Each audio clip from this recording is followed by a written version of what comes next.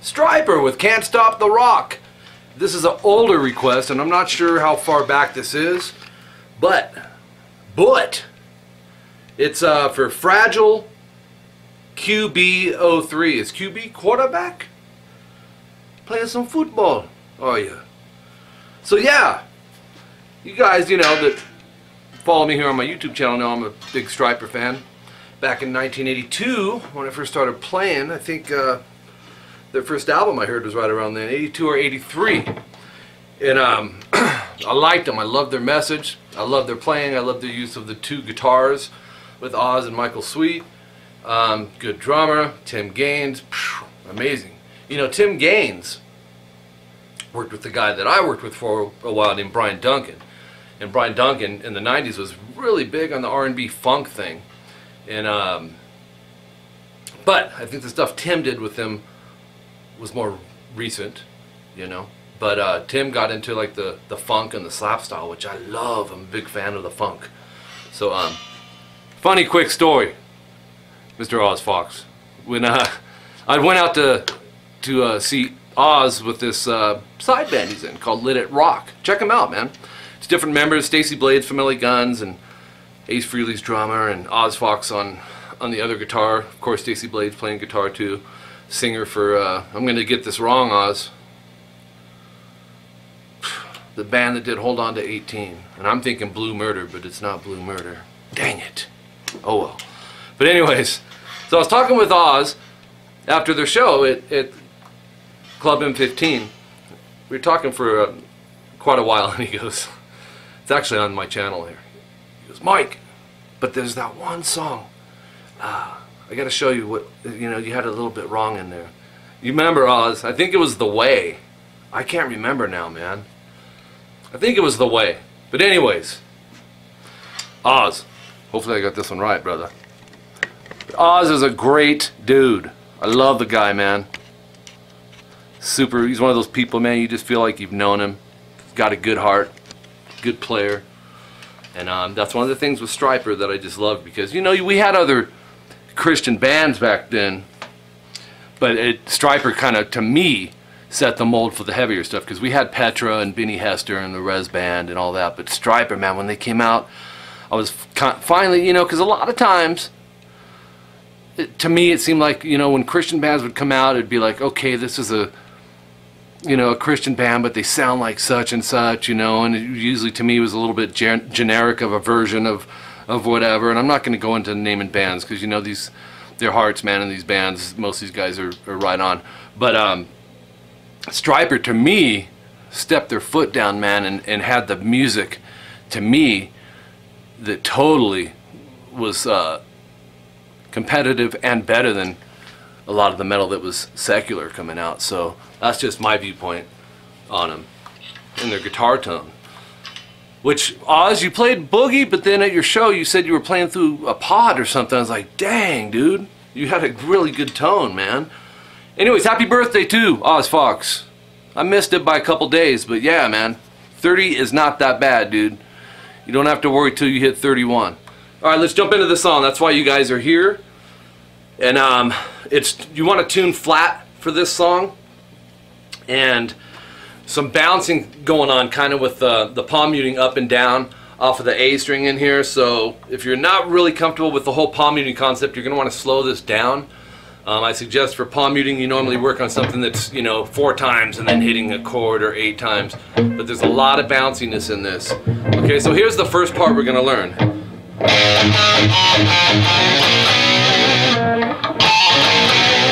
You want to go open A and then hit it again palm muted. And I suggest you pull up this song from STRYPER, man, and kind of get that beat stuck in your head, because half the battle is in your head. The other half is playing it, you know, and getting it to feel right. So if you don't have to be thinking about beats and stuff, this should be a little better for you. Then go 7 D after that. Da, da, da, da, da, da, da. That's kind of the beat that's going on. Then go open A palm muted, then go to 5 D. And then open A, palm muted again, and then 4 D. So these A strings are palm muted except for the first one. And then open A palm muted again, and then we got a little technique going on, some hammer pulls. You're gonna pick 4 D, and you're gonna hammer to 5, pull off back to 4, pull off to open. So we're gonna sound 4 notes, but we're only picking the initial first note.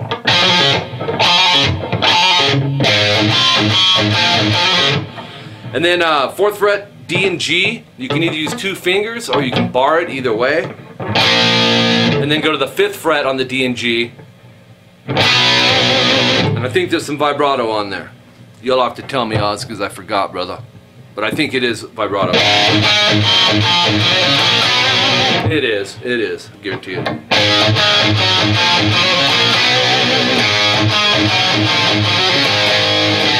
Now, the second one starts the same way, but the ending is different. So we'll start it the same way. Open A and then hit it again, palm muted. And then 7 D. Open A palm mute.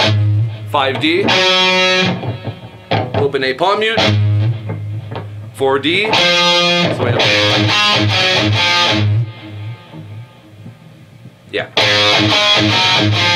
And then that open A palm mute. So it's followed, you know, with that open A palm mute. So after you do the technique, which is the next part, 4 D, this is consistent with the first one, 4, 5, 4 open, pick, hammer, pull, pull. So when you're hammering, don't lift this guy off, leave him down, you got to pull off back to it. Then go to open A, 2 D. And I usually bar these, most rock guys do. If you end up hitting the 2 G in there, that octave A note, that's fine too. So.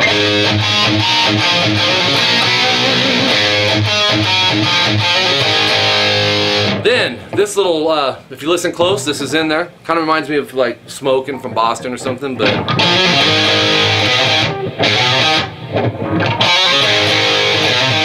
You'll go open A, 3A hammer to 4, and then pick the 2 D. So you can leave that in place.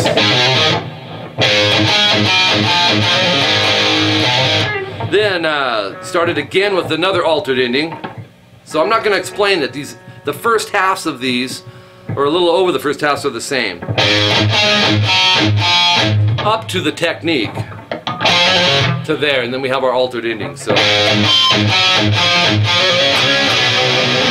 on this altered ending, we're going to go 5 D and G. You can decide, like I said earlier, whether you want to bar it or 2 fingers. Slide to 7, whole step ascending, and then back to 5 D and G with some vibrato. That's our third one. If you break this into 4 quarters, that's a good way to break it down in your mind. So we did 3 quarters of it.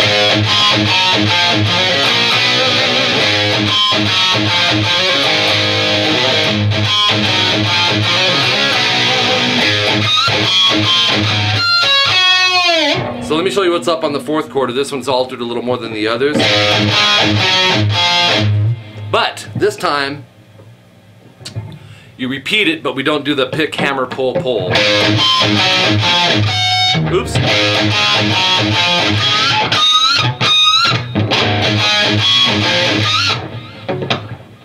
Am I right here?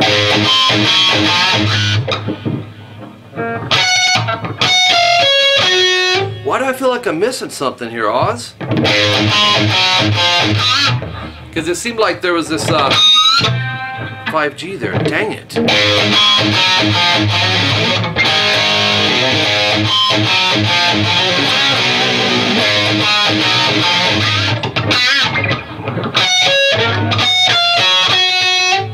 Shoot, I hope I didn't miss that little part in there. So here's what you're gonna do, fourth quarter.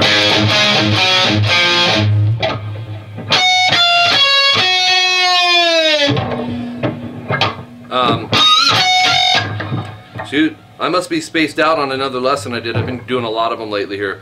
You're gonna do what's called natural harmonics. So.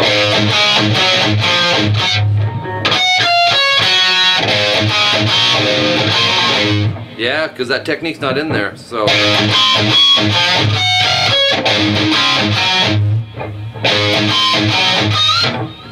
Yeah, I'm tripping. So 5G natural harmonic, go right above the silver fret bar, over it. You don't want to be as if you were playing an actual note. Then go to 7B, and then go to 7G, and then 12G.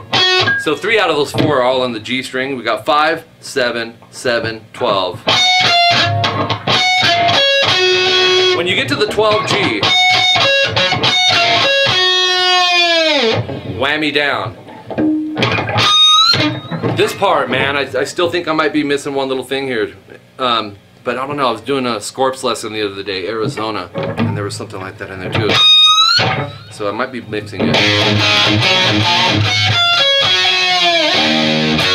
Now this part is open E, and then bar the 12th fret, D, G, and B.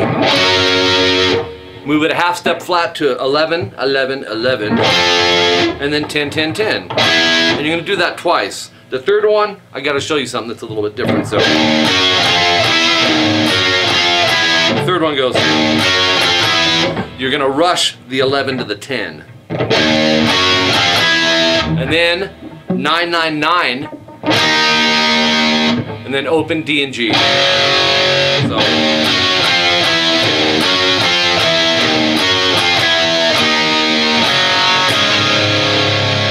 So after the open D and G, we're gonna play a D chord. A lot of rock guys play it like this, especially when it's like a rockin' tune. They'll take the F sharp out of it.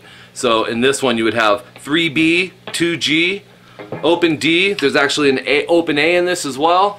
And then when you see players take their thumb, a lot of even guitar players that are good players sometimes don't realize it, or maybe they did at one point and they've just, you know, the longer you play, you forget these things. But that's serving as a mute. It's not actually pushing. I've had several emails asking me about stuff like that, like why is your thumb up there on certain parts but not others? That allows you to be able to really hit the strings without having that open E. Now if I don't do that and I hit the low E, listen,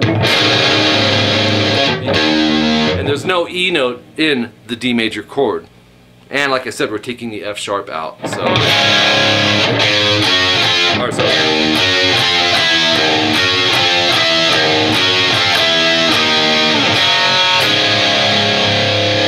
You want to listen to beats on there because some rush into the next chord and some don't. So even when you come from that 10, the 11 to 10, then we hit the 9, the open D and G, that rushes into the D chord that we just did. So, and then you listen for Robert Sweet's, and then we go into this. Open A, palm mute. 1, 1, 2, 1, 2, 1, 2, 1, 2. Sounds like the zoo, huh? Now you'll throw an extra open before going into this 4, 4, 5, 5 on the D and G. So I'm playing it slower so you can kind of hear it. That's why it sounds like the zoo, actually. Then start it again, same amount of opens. As a matter of fact, that may be a slide.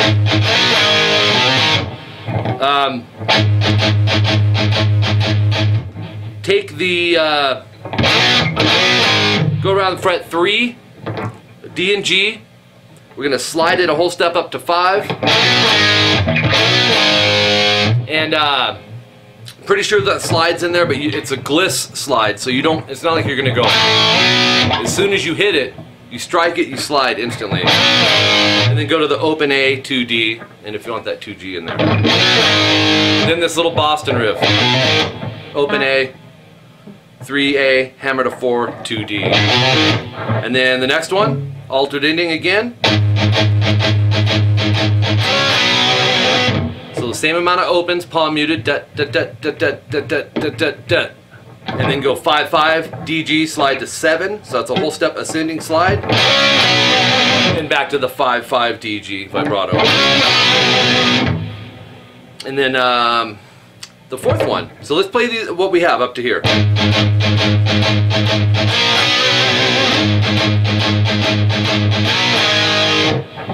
Yeah.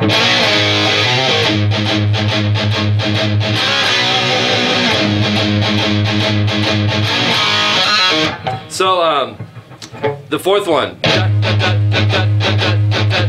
and then we do the 3-3 slide to 5,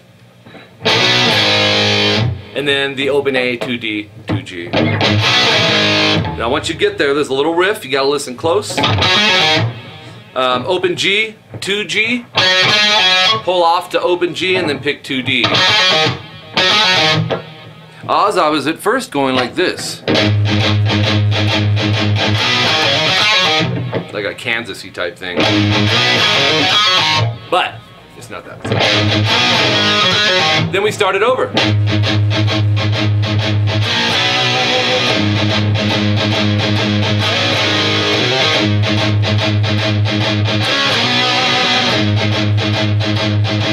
And then the ending on this fourth one was different, and it was kind of hard to hear, man. It was, and so you'll do the open A's, palm muted, go to 7-7 DG.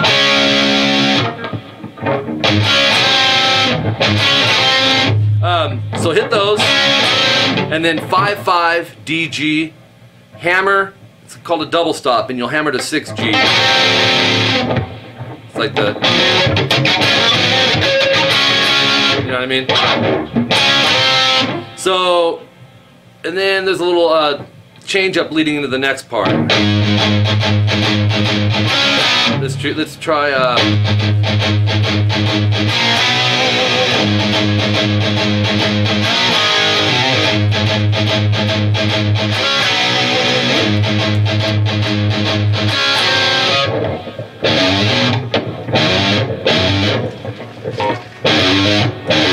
There it is. Alright, so you can set that there, Mama. Do you want to say hi? Yeah. Who are we saying hi to? Is this YouTube? This is YouTube. She Hi, bought guys. me some coffee. I'm doing a STRYPER lesson. Say hi. My appetite's back. I'm gonna belly back. Yeah, boy! Say hi to Oz. Hi, Oz. Gonna go make some pancakes off of your recipe. Yeah, you gotta check Oz out with that. He's the pancake master. Okay, anyways, sorry about that little interruption there. So when you do the...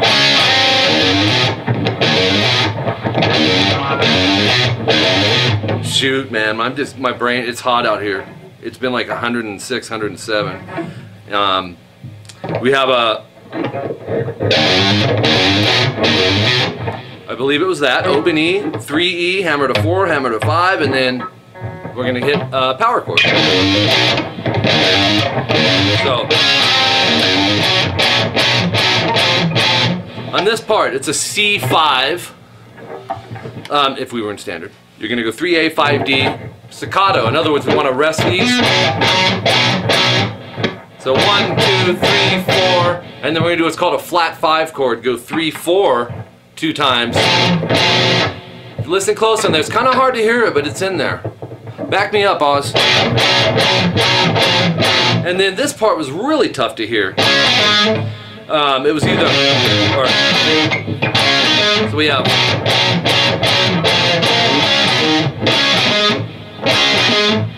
7-7 DG, 5-5 DG, and then 7D. And then this one, 2A, 4D, 5 times, staccato. And to get that staccato sound, just picture like karate chopping, man. You're coming down and putting a quick rest. The difference is actually substantial, because if you don't do that, you're going to have...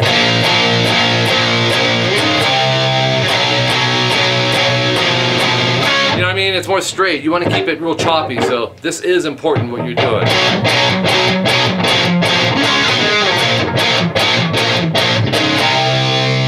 So 5 hits there, then go 5A, 7D, and then 4A, 6D. Those are quicker. Then, it sounded like on the next time around, there's a little bit different feel on this C5.